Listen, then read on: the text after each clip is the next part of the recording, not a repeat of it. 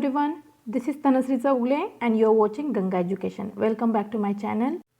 In today's video, we are going to discuss the syllabus for UGC NET examination. This video will be in Hindi as well as in Marathi. Hindi मध्ये एवढ्यासाठीच मी म्हणते कारण आपण syllabus Hindi मधला download करून घेत आहोत, ज्याचे इंटरप्रिटेशन आपण मराठी मध्ये करू. तर चला व्हिडिओला सुरुवात करूया. जून 2019 नंतर UGC नेट एक्झामचं स्वरूप बदललं आहे.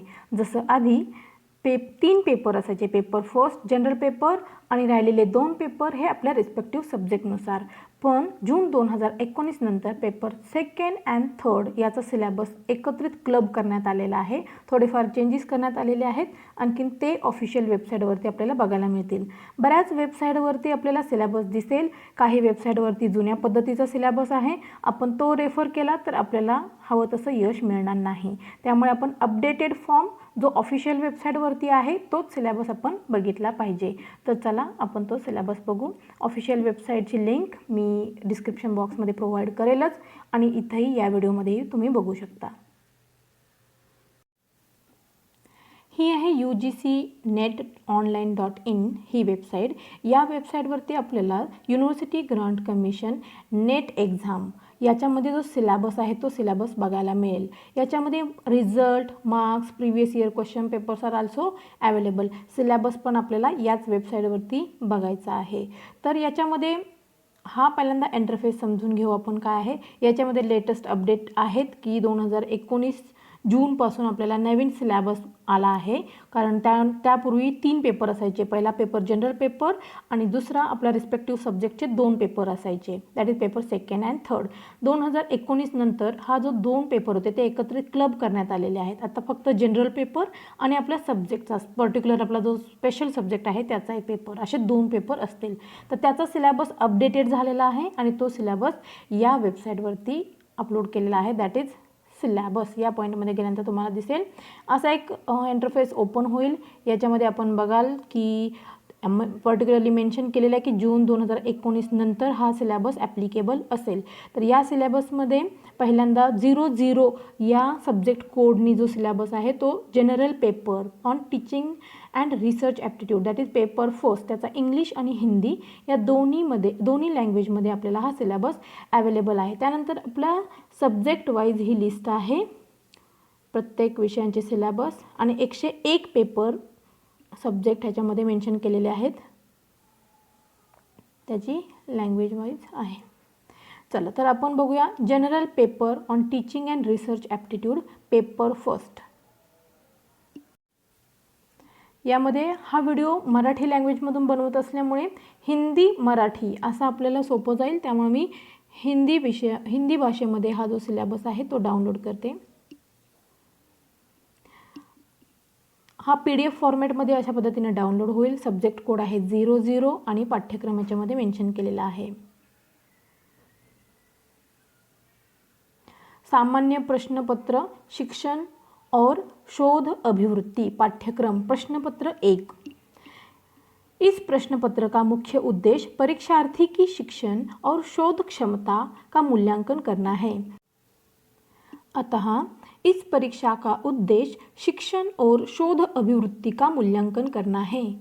उनसे अपेक्षा है कि परीक्षार्थी के पास संज्ञात्मक क्षमता हो और वे इसको प्रदर्शित कर सके. संज्ञात्मक क्षमता में विस्तृत बोध, विश्लेषण, मूल्यांकन, तर्क संरचना की समझ, निगमनात्मक तथा आगमनात्मक तर्क शामिल है. परीक्षार्थियों से यह भी अपेक्षा की जाती है कि उन्हें उच्च शिक्षा में शिक्षण और अधिगम का सामान्य ज्ञान हो, सूचना के स्रोत की सामान्य जानकारी और ज्ञान हो.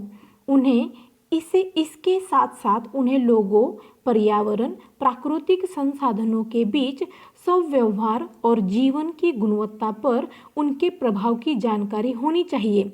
विस्तृत पाठ्यक्रम विवरण इस प्रकार है.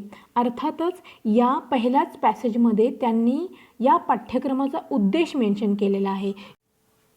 शिक्षण आणि शोध क्षमता जी आहे ती परीक्षार्थीमध्ये असणं गरजेचं आहे. सारासार सर्व जो पाठ्यक्रम आहे त्याचा इन शॉर्ट सार या पॅराग्राफमध्ये दिलेला आहे. तर आपण वन बाय वन बघू की प्रत्येक पार्टमध्ये कोणती गोष्ट आलेली आहे. इकाई 1 शिक्षण अभिवृत्ती म्हणजेच काय तर टीचिंग ॲप्टिट्यूड.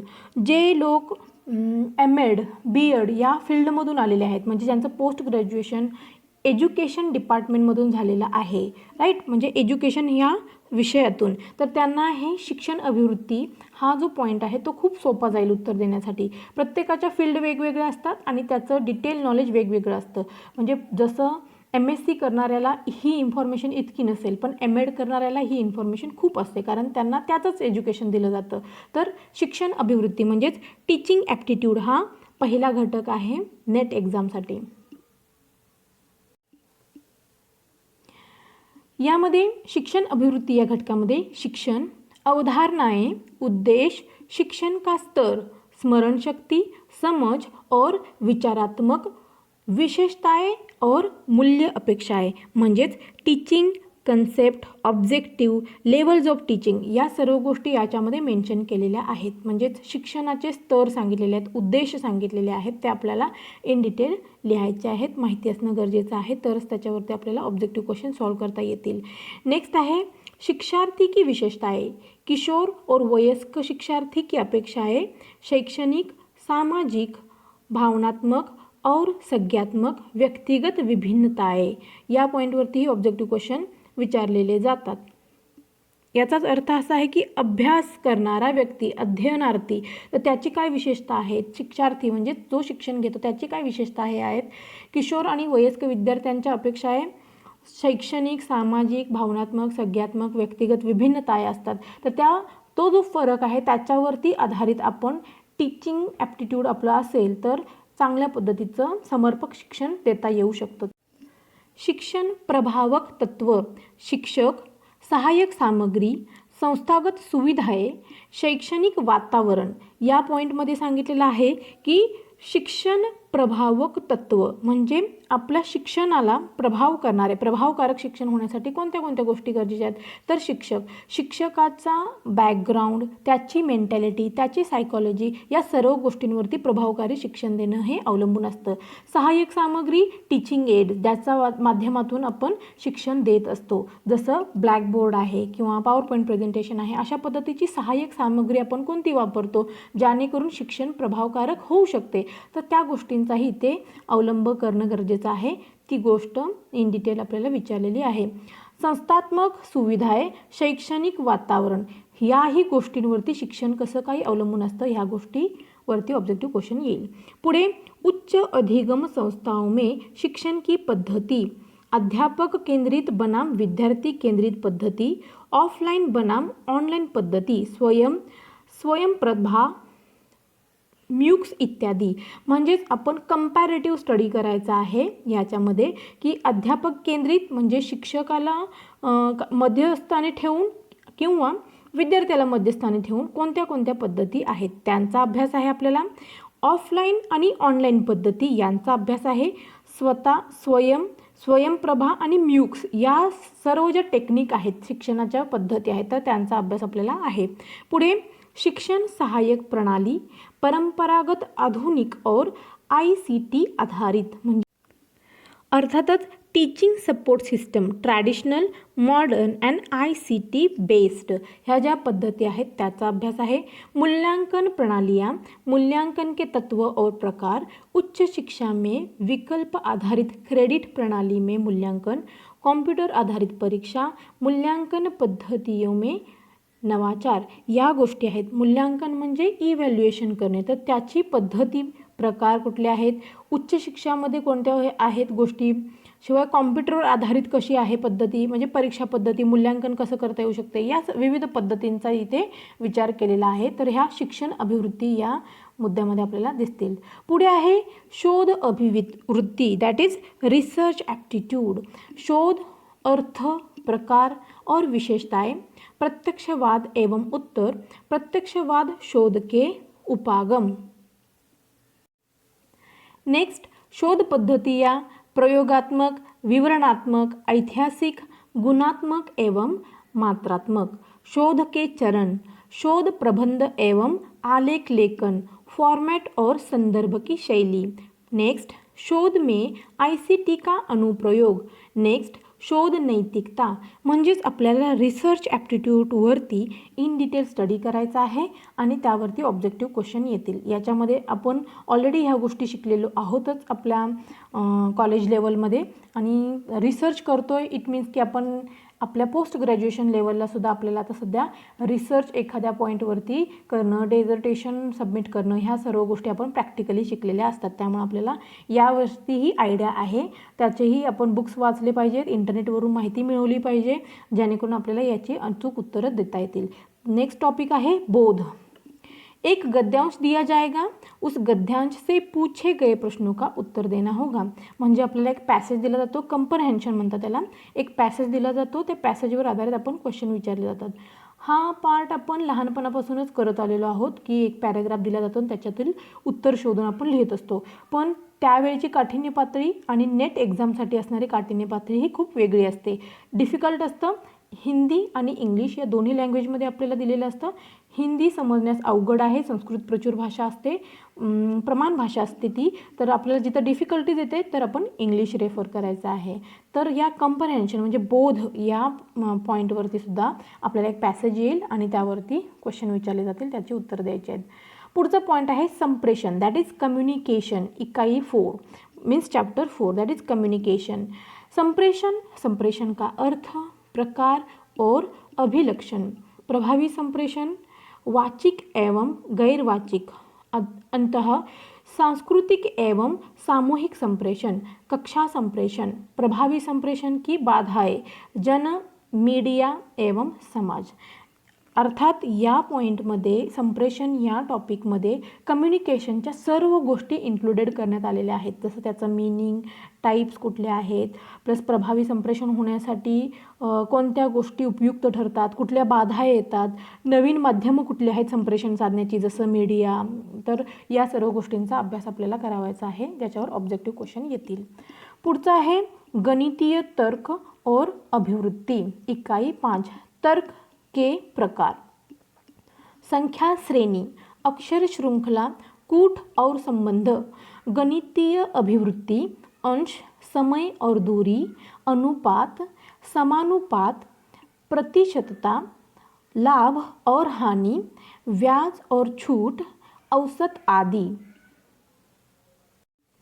हा युनिट छोटा दिसत असला तरी खूप महत्त्वाचा आहे, याच्यावरती खूप सारे प्रकारचे क्वेश्चन येतात आणि त्याचे टाईप्स पण दिलेले आहेत, जसं तर्क के प्रकार म्हणजेच types of reasoning, number series, letter series, codes, relationship, याच्यावरती क्वेश्चन। आता संबंध हा आपल्याला छोटासा पॉईंट दिसतो, पण याच्यावरती खूप महत्त्वाचा प्रश्न येतो, जसं नातेसंबंध दर्शवा, ए बीचा कोण लागतो, सीचा कोण लागतो, अशी एक सिच्युएशन दिली जाते आणि आपण तो एक डायग्रॅम तयार करायचा डोक्यामध्ये आणि त्याच्यानुसार नातेसंबंध ठरवायचे आहेत। अक्षर शृंखला म्हणजेच अल्फाबेटिकली ABCD, रिव्हर्समध्ये ABCD लिहिल्यानंतर त्याच्या खाली नंबरिंग लिहिल्यानंतर त्याचा एक कोड बनतो आणि तो कोड क्रॅक करायचा असतो आपल्याला, त्याही गोष्टी याच्यामध्ये असतात। श्रेणी संख्या तुम्हाला माहितीच आहे, 1 मग 3 मग पुढची 5 संख्या तर नेक्स्ट कोणती असेल, तर हे अशा संख्या श्रेणीमध्ये अशा टाईपचे क्वेश्चन येतात। पुढे आहे गणितीय अभिवृत्ती मीन्स मॅथमॅटिकल ॲप्टिट्यूड, त्याच्यामध्ये फ्रॅक्शन, टाईम, डिस्टन्स, रेशिओ या सर्व गोष्टी मेन्शन करायच्या असतात।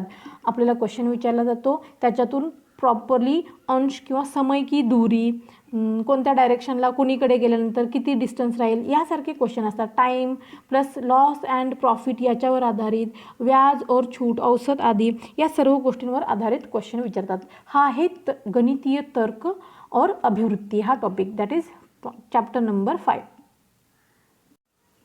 नेक्स्ट टॉपिक युक्ति युक्त तर्क, युक्ति के ढांचे का बोध, युक्ति के रूप, निरूपाधिक तर्क वाक्य का ढांचा, अवस्था और आकृति, औपचारिक एवं अनौपचारिक युक्ति दोष, भाषा का प्रयोग, शब्दों का लक्ष्यार्थ और वत्स्वर्थ, विरोध का परंपरागत वर्ग, युक्ति के प्रकार, निगमनात्मक और आगमनात्मक युक्ति का मूल्यांकन और विशिष्टीकरण।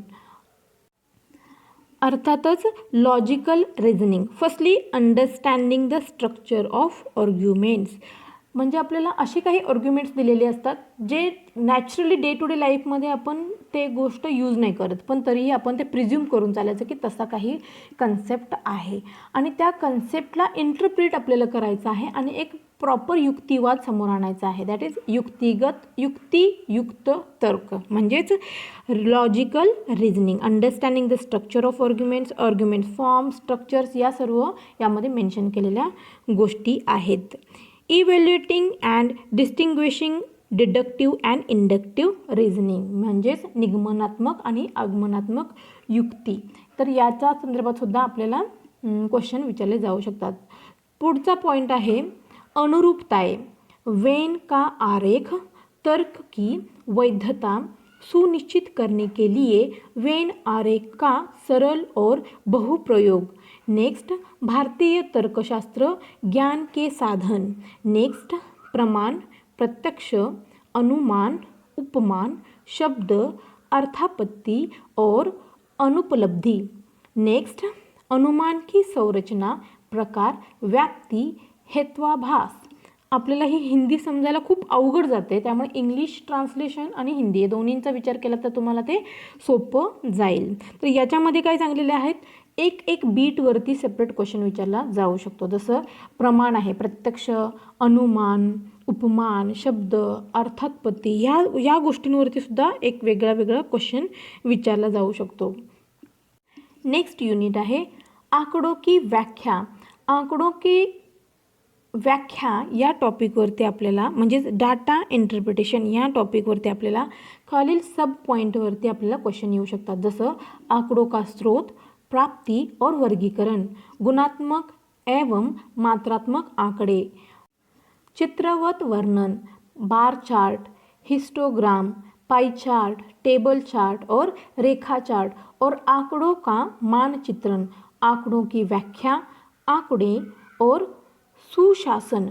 अर्थातच डाटा इंटरप्रिटेशन याच्यामध्ये sources, acquisition and classification of data, quantitative and qualitative data याच्यामधला डिफरन्सिएशन किंवा pie chart, bar chart, histogram याच्यावर आधारित क्वेश्चन. म्हणजे आपल्याला पाई चार्ट दिला जाईल किंवा बार चार्ट दिला जाईल, त्याच्यावरती आपण सारासार विचार करून आन्सर द्यावी लागतील. Data interpretation, data and governance यानुसार आपल्याला उत्तर द्यावे लागतील.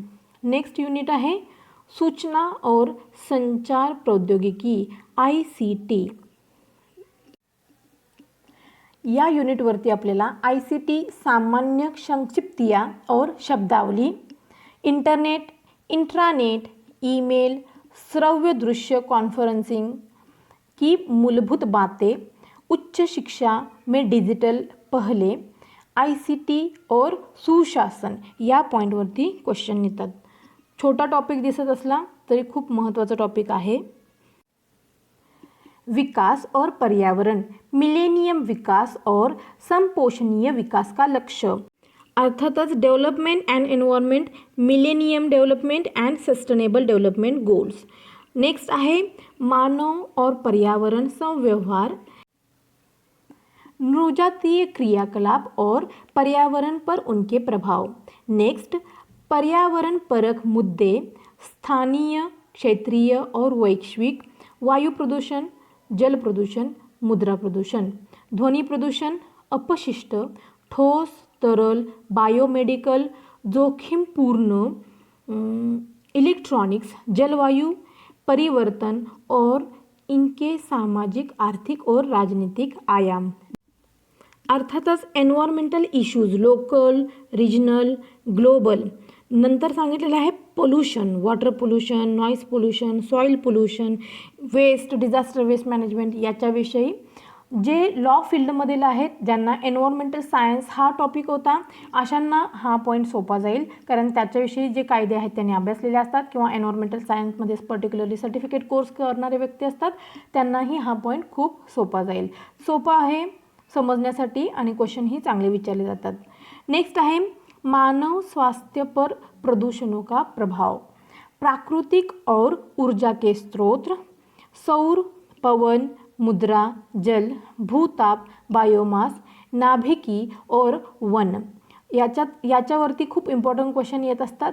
जसं कोणती ऊर्जा आहे जी रियूज होऊ शकते किंवा परत बनू शकते, कोणती ऊर्जा आहे ती परत बनू शकत नाही, अशा पद्धतीचे क्वेश्चन यावरती विचारले जातात.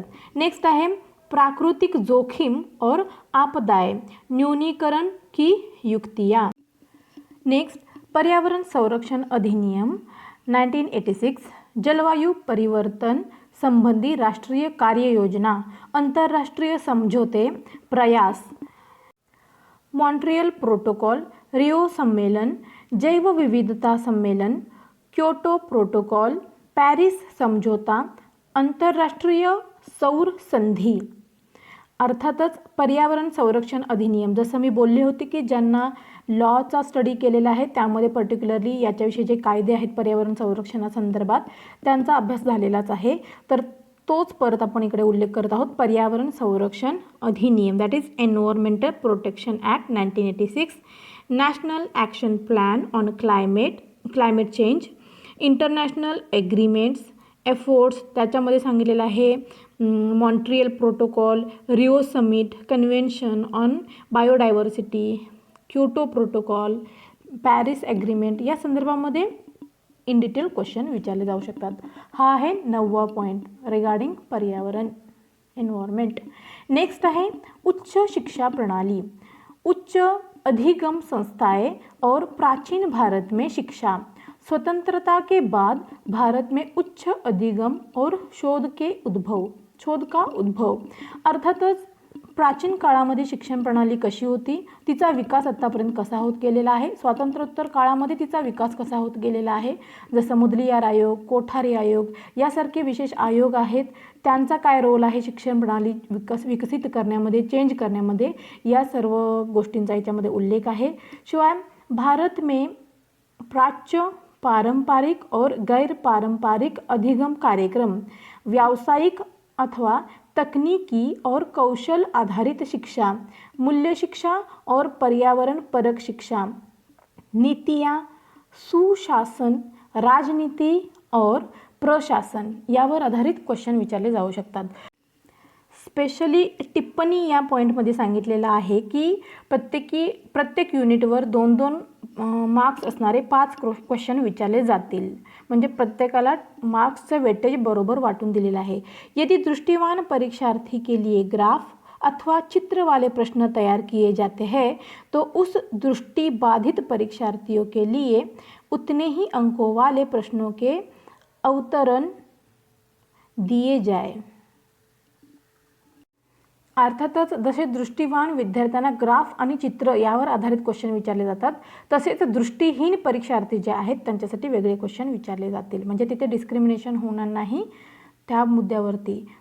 हा आहे सिलेबस नेट एक्झामचा पेपर फर्स्टचा. हा होता UGC NET syllabus for paper number first.